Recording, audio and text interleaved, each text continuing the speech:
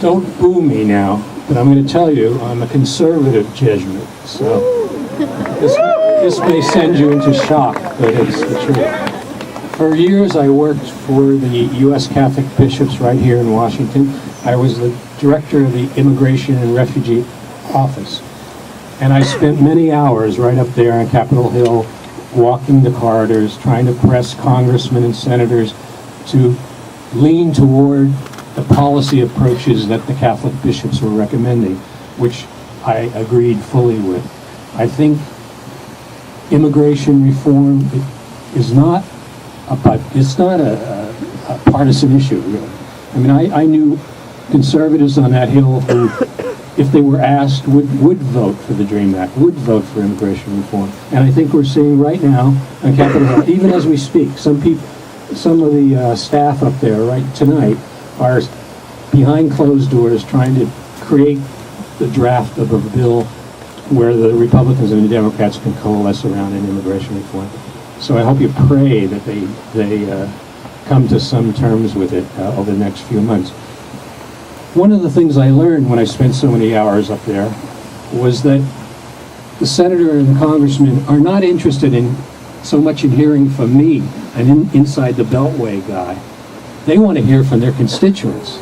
They want to hear from you in your state, in your district. And so to have an impact on what's going on up there, you really have to, first of all, do your homework, find out who is your representative, find out what their background is. Many of these guys and girls up on the Hill are graduates of Jesuit colleges and universities, many of them. And you should try to identify who those are on the staff and and try to reach out to them as a student in a Jesuit institution, for example, who wants to reach out to them, particularly if they're alumni, and there are a lot of alumni up there of our schools. The other thing is that when we come together, if we want to help Maria and the thousands others like her across the country, we really have to pull together. It's only through the power of a group that you get something done up there on Capitol Hill.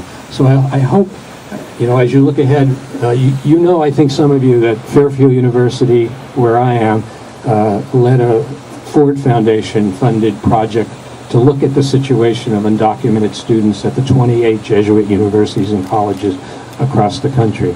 And we have finalized that study, but we're not going to release it until February here in Washington on Capitol Hill. We have a room up there that we're going to ask congressmen, senators, and the press to come, the White House also, because we think we've uncovered some really interesting stuff about these kids, and that they're compelling stories that our representatives here in Washington need to listen to, need to hear.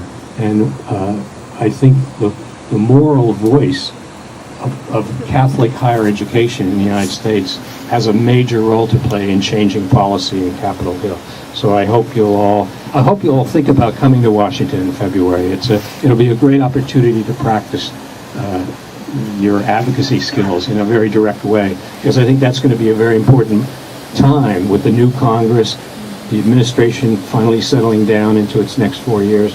It's a perfect time, actually, to sort of press on this key issue of comprehensive immigration reform. So thank you. And if you want to work for justice, do your homework and work for immigrants' rights. Thank you.